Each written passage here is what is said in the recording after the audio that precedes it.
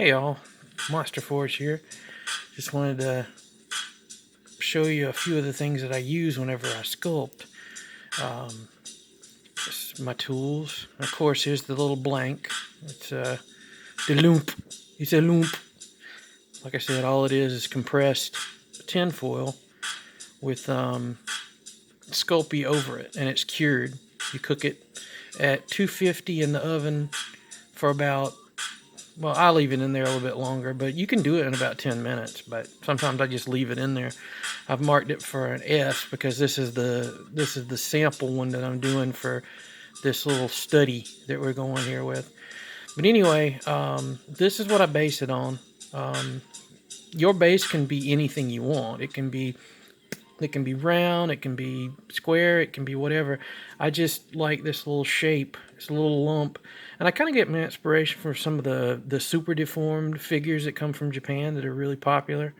I'm trying to see if I have any at hand right around, but no, I don't, of course. But anyway, I start with this shape and then I add to it. And a lot of times whenever I'm planning what I'm going to do, I sketch the little shape of this plug, this loomp, and add details to the drawing to get the idea that I'm going with. This video is not. I'll show the drawings for the idea I have for this one in another video, but this is just kind of to get you aware of what the stuff I use. This is actually, the Sculpey that I use on this is actually just, it's regular Sculpey. It's the cheaper Sculpey because I don't like to, spend a ton of money buying the good stuff for a base, because the good stuff is going to go on top of this, which is Super Sculpey. Super Sculpey is super. It's really good stuff. It has sort of like a little, it's sort of a fleshy color, and it's almost, it's almost translucent. If you smooth it out, you can see it's really, the light goes right through it almost, and you can get it thin enough you can actually kind of see light through it.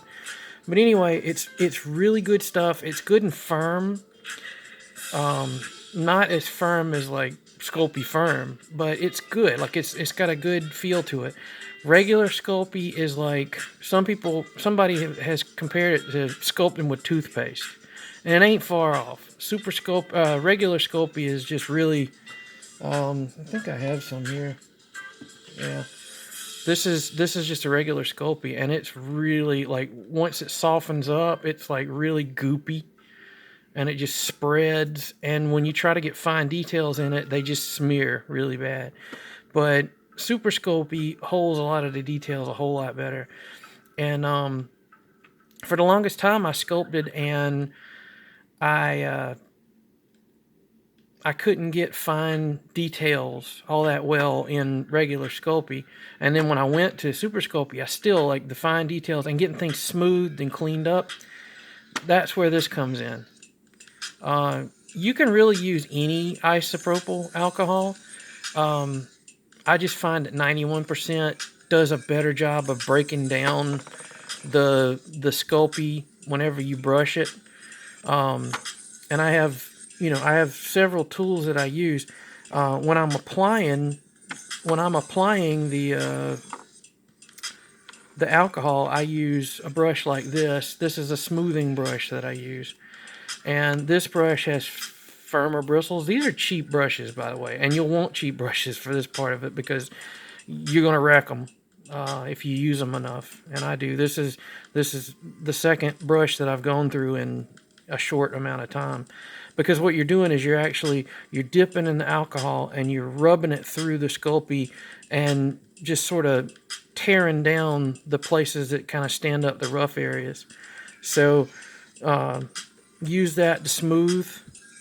And this one, you can do a number of things with a brush like this. A brush that has very rough bristles. You can take the Sculpey and you can poke it and make like a porous surface. And I don't know if you can really see it on there, but it's, you know, it's just trying to make it focus. It's a little rougher than the smooth, and you can also take an area that you've roughed up and then go back over it when you get some alcohol, and you can smooth out that porous part, and even you can make it even more porous with the alcohol on it, because it breaks down the Sculpey to a small degree and makes it much more malleable without making the whole surface malleable. Just, I mean, the whole structure malleable. It just makes the surface malleable on top. And the good thing about using alcohol is you can do this to it, set it down, and just a few minutes later, it's dry because it's evaporated.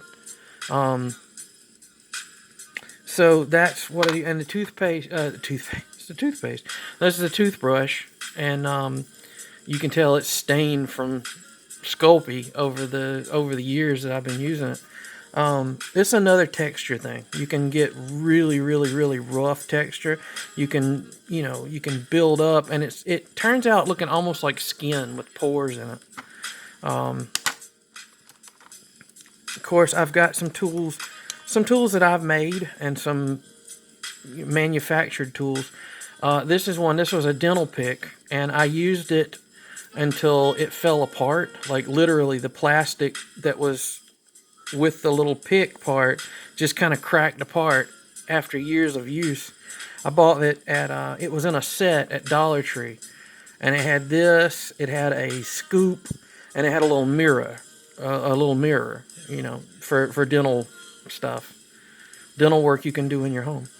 But anyway, I use this a lot of times to make, marks in the Sculpey. I don't know if that's too bright. There it is. Just trying to get it where you can see. But you can make marks through the Sculpey. You can scoop out chunks with it. Things like that. You can poke holes in it if you want to, whatever. And this is, sometimes I just dip my finger in the alcohol and put it on an area, and then you can use this to smooth out an area and pull chunks off, and or make it, you can make it rough or smooth, whatever you want to do.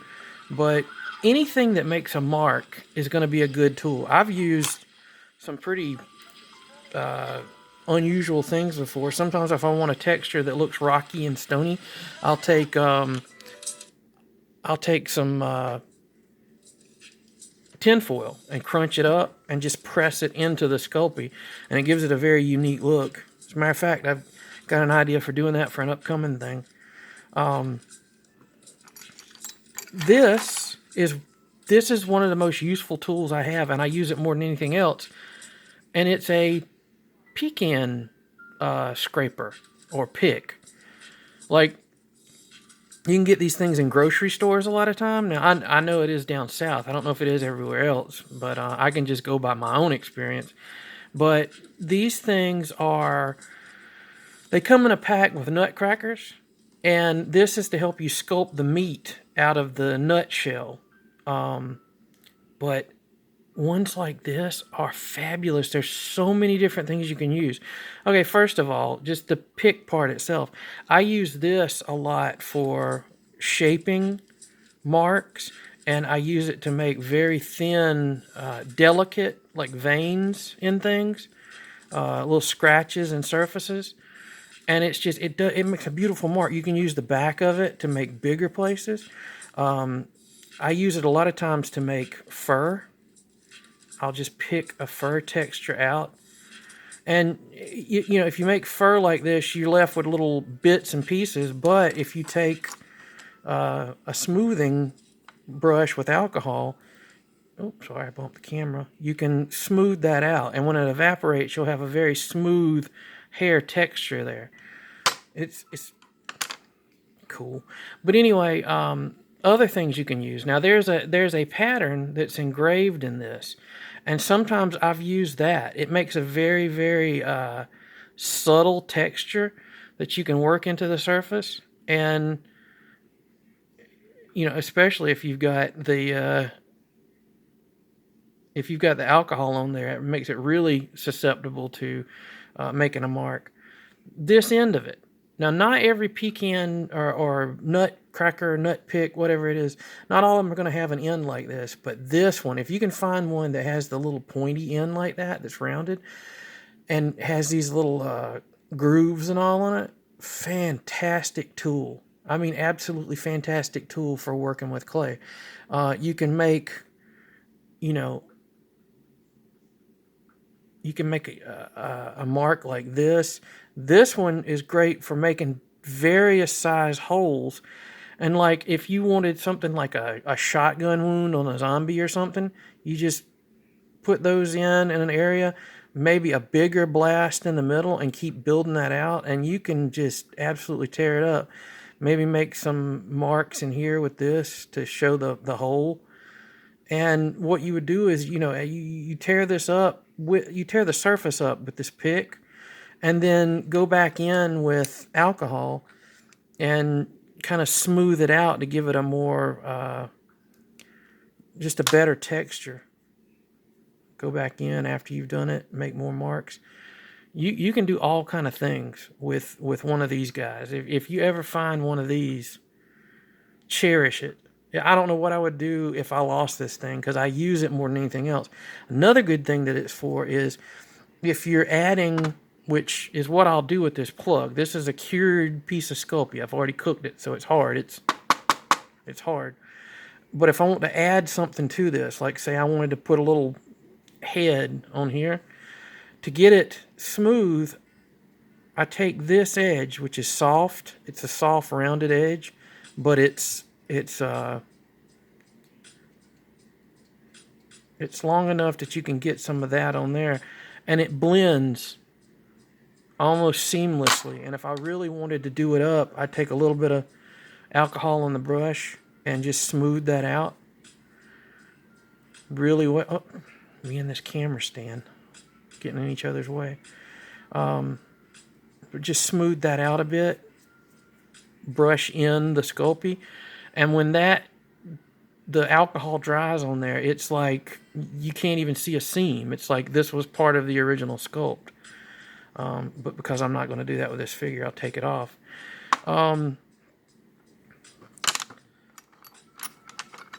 This is a tool from, I think it was like an etching kit that I got. Or like it was an etching kit. And this is a little tool to kind of scrape away the black wax that's on those little etching kits that they have. It's crap you can pick up at Dollar Tree. Don't blow your budget hunting really, really expensive tools for clay working. Now, I know I have some tools here that are more, better. They're better quality than the crap that I make by hand or get out of little art kits from Dollar Tree. But honestly, I use the stuff from here over. Oh, I can get the X-Acto in there and knock Luke over. From here over is the stuff that I use more than anything else. But it's not to discount these, because these are great tools. These are sculpting tools. That's what they're made specifically for. And a friend of mine, Rob, sent me all of these, and I love them.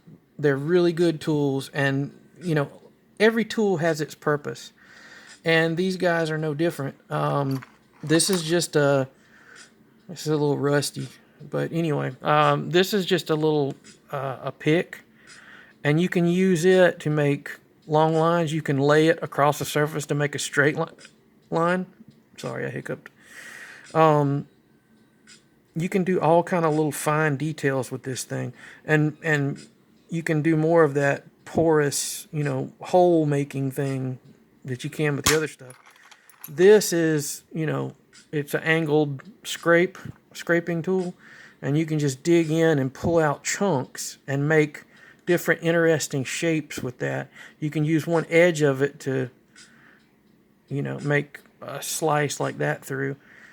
Anything that makes a mark. And another cool thing about these tools with these little, this knurling for grip here, take your surface that you're working with, and you can make a fine mesh on here.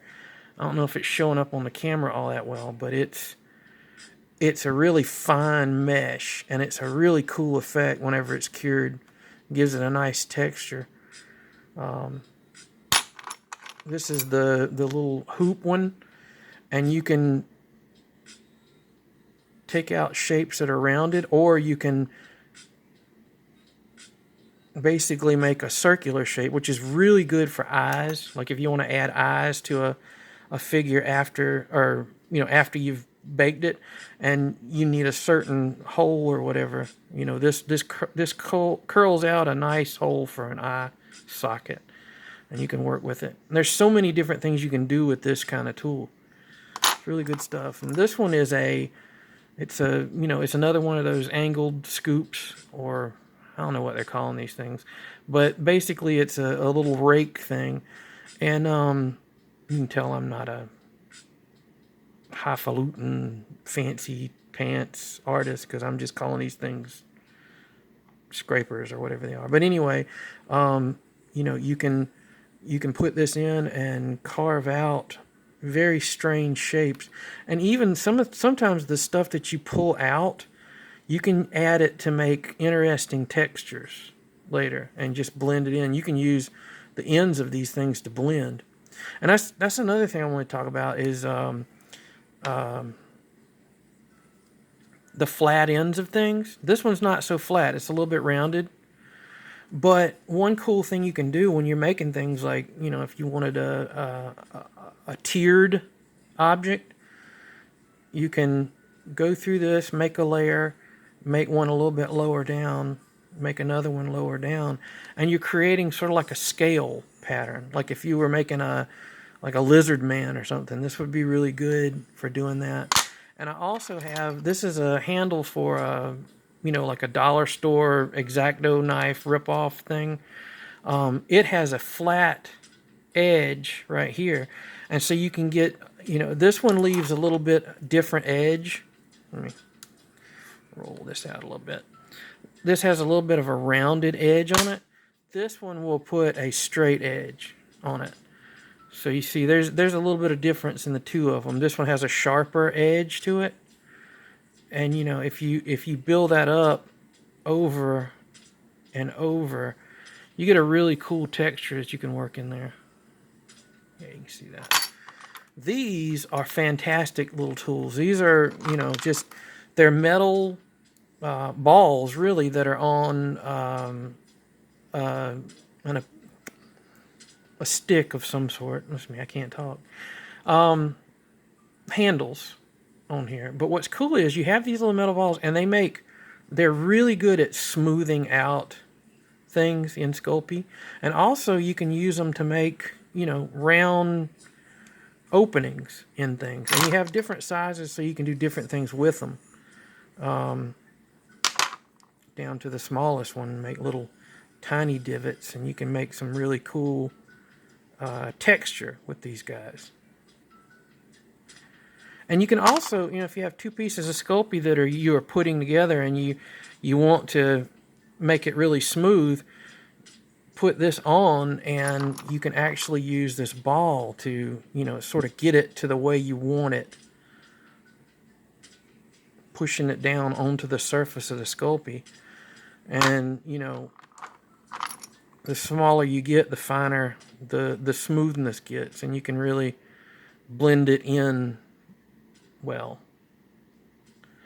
The other end of these, each one of these has it's a silicone attachment to the end, and it's different types of sculpting tools. You see, these are just encrusted with Sculpey, and you really just have to get them working right, just put them in a little bit of alcohol, and you can sort of take the Sculpey off of it. You can use it's an old paint rag that I'm using here. It's got tons of paint in it. But, you can get them clean that way. And these are great. Each one has a different shape. Again, this.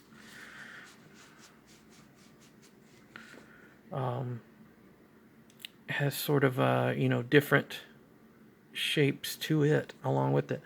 But, pulling these across the Sculpey, you can make very fine, slight, subtle indentions. This one's even more so. You know, you can smooth out bigger areas with it. But also it has a point, so you can do little fine things like that in the Sculpey. Oh yeah, and this one has a flat. It's almost like a brush. And so, you know, dip that sucker in some alcohol and you can really smooth things out with this and kind of give it, you know, a nice texture if you build it up. Or you could put, you know, you can make texture like this with the very end of it. There's really no amount to the things you can use to make marks in clay.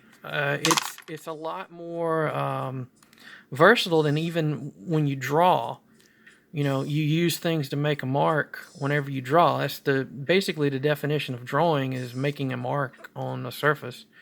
And you can use anything that makes a mark on a surface, but it's some things are really hard. You know, if you take this alcohol container and try to draw with it, you might can make some marks into the paper, but it's not really going to be much. But you know, you can take this, and in clay you can make incredible marks with it. So it's all about whatever's going to make an indentation in the clay, and also help to add to the surface of the clay as well, if you're going to smooth things out with an object.